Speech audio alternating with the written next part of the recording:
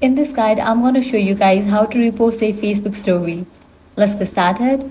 First, launch your Facebook app. Make sure you have already logged into your account. If someone has tagged or mentioned you in their Facebook story, Facebook gives you the option to share that story directly to your own story with just a few taps. When someone tags you in their story, you'll usually see a notification or a story labeled as a tag story.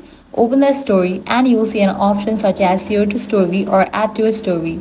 Simply tap on that option to begin reposting the story. Before sharing it, you can customize the story however you would like. You can add text, stickers, effects, music, emojis, or even tag other people.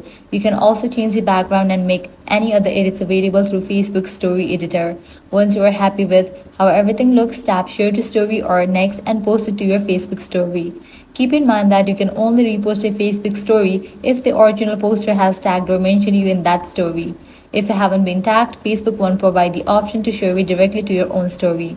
And that's it. Now you know how to repost Facebook stories. If this guide helped you out, do not forget to like, share, and subscribe.